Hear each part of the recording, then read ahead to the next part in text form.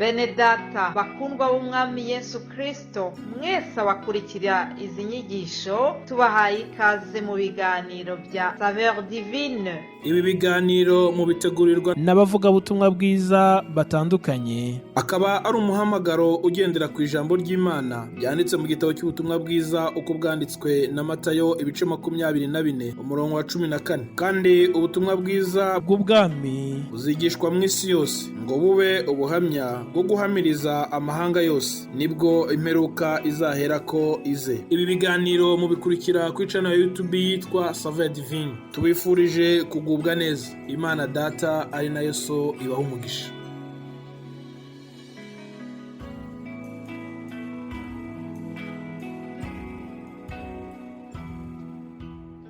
Yesu ashimwe bene data.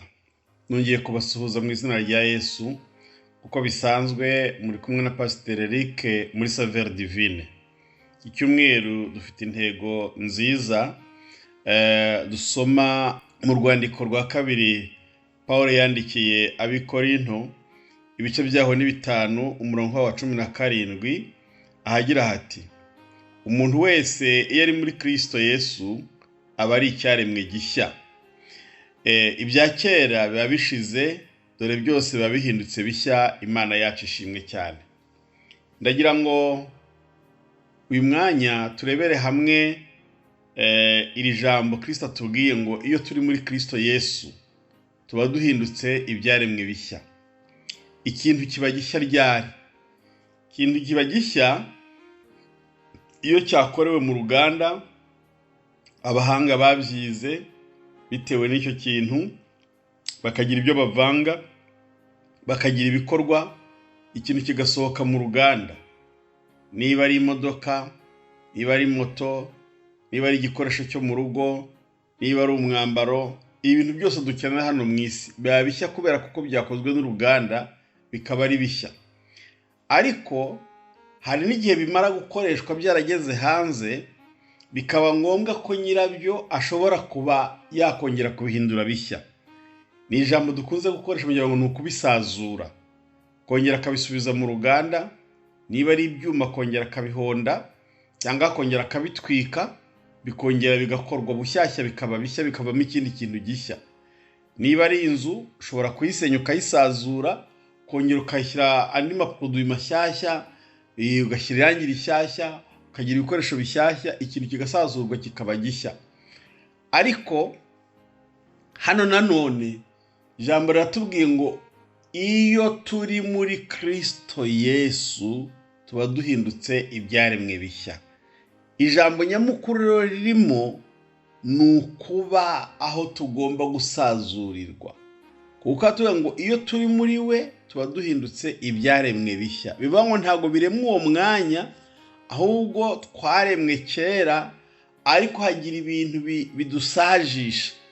Ni za kamere ari nazo zagiye zidukurura mu byaha, zikadukurura mu ntege nke, zikadukururira mu bintu bigaragara nkaho tutari bashya cyangwa se dushaje mu buryo bw'imvugo ya Bibiliya. Ariko Kristo aravuga ngo iyo umuntu ari muri Kristo Yesu, kuko abantu baza muri Kristo Yesu bavuye hirya no hino. Hari abantu baba barasazishijwe n'ibyaha, abantu baba baraheze mu kabari, inzoga zikabagira bakavimvi neza, bakaba basaza basaziye iyo ngiyo. Hari abantu basaziye mu busambanyi, hari abantu basaziye mu kuraguza, hari abantu basaziye mu kubeshya, hari abantu basaziye mu guterekera, hari abantu basaziye muri za ngeso z'umwijima za kamere zabagize abantu bariyo basazira mu byaha. Ariko ijambo ry'Imana iyo rigeze ku muntu rikamucumita mu mutima, akemera kwatura ibyo byaha, akemera kwihana no kubireka, akemera guhindukira, akavuga ngo nari umunyabyaha, ntabwo nigeze nezerwa n'ibi bintu, agapfukama, akatura, akakira umwami Yesu. Bibiliya niyo ivuga neza cyane, avuga ngo nuko rero ngo ibya kera biba bishize, za ngeso za kamere. Nakunze umwami Yesu Kristo, iyo akubabariye ntago agucyurira, ntabwo nubwo abantu bakwibuka ngo runaka ngo yari indaya, ngo uyu mureba ngo yari igisambo, ngo uyu mureba ngo yari umusinzi, ibyo bivugwa n'abantu twebwe tubibona. Ariko Bibiliya neza nizera nawe kandi wizera usoma nanjye nsoma, iravuga ngo iyo umuntu yihanye ababaye icyaremwe gishya.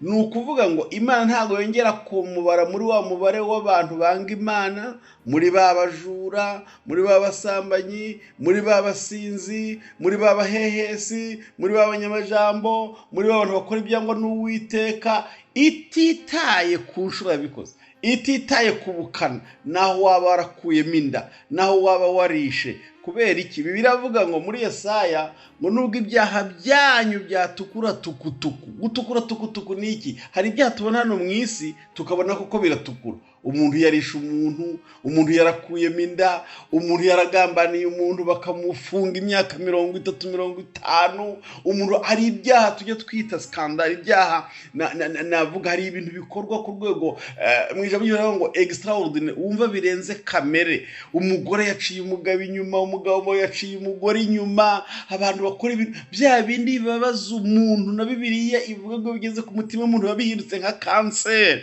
Ariko ikintu nakundiye Imana, haleluya bene data, ni ukuvuga ngo iyo uje ukaba muri Kristo Yesu, Imana yacu ishimwe cyane, yavuze ngo iyo turi muri Kristo Yesu tuba twabaye ibyaremwe bishya. Ntabwo yita ku nda wakuyemo, ntiyita ku nshuro wasambanye, ntiyita, mu yandi magambo nshatse kuvuga ngo ntabwo yita ku bukana bw'icyaha, uburemere gifite. Hano mu isi ho abacamanza, abajije, abavoka, iyo bagiye gukatira umuntu bareba ngo hari ibyaha by'ibyitumanano, hari ibyaha byakozwe bigambiriwe, hari ibyaha babikategoriza mu yandi magambo. Kandi niyo bagiye kubihana, babihana sero ya kategori y'icyaha. Icyaha yakoze abishaka, abigambiriye, icyo yitumye, icyo atitumye, icyo yakoze yitwaje intwaro, icyo yakoze agishowemo. Ibyo byose ni abana b'abantu babikategoriza. Ariko Imana yo upfa kuyisanga. Ijambo rikuru ushaka ngo twumvemo ni ukuba muri Kristo, ukaba muri Yesu neza indani, ukinjiramo akakwibonamo, haleluya, ukinjira muri iyo nkuge. Yesu yakureba akabona urimo, kuko yanditse muri Yohana ngo nimuba muri nge, Imana yacu ishimwe, nimuba muri nge nanjye amagambo yanjye akaba muri mwe. Amen.